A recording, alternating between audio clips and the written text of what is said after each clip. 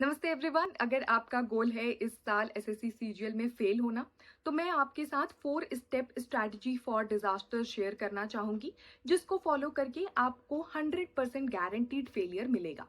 Start करते हैं। सबसे पहली स्ट्रैटेजी है प्लानिंग विथ नो एक्शन। तो आपको काफी महंगा सा प्लानर खरीद लेना है, काफी कलरफुल पेन्स खरीद लेने हैं और बस प्लानिंग करनी है।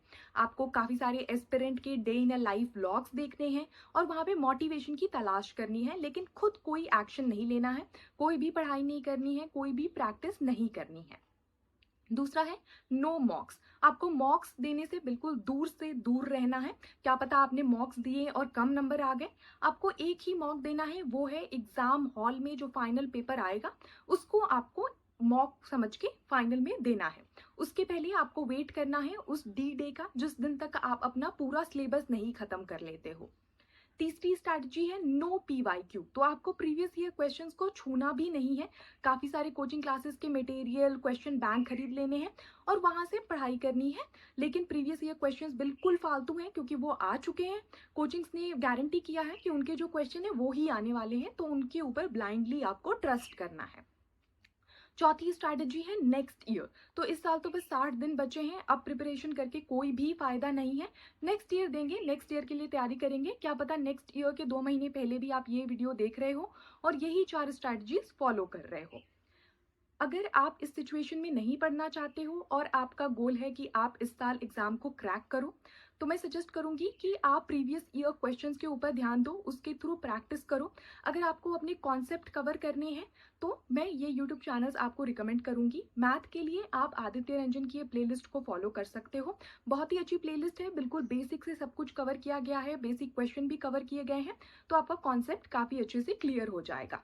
लॉजिकल रीजनिंग के लिए विक्रमजीत सर की इस प्लेलिस्ट को फॉलो करो, आप कॉन्सेप्ट वहां से कवर करो, क्वेश्चन भी वहां से प्रैक्टिस कर सकते हो। जैसे ही क्वेश्चन आए स्क्रीन पे आपको पॉज कर देना है, खुद से सॉल्व करना है और फिर सर को देखना है कि और इजियर वे में कैसे सॉल्व किया जा रहा था। इंग्लिश के लिए डिवोशन इंस्टीट्यूट की इस प्लेलिस्ट को फॉलो करना है।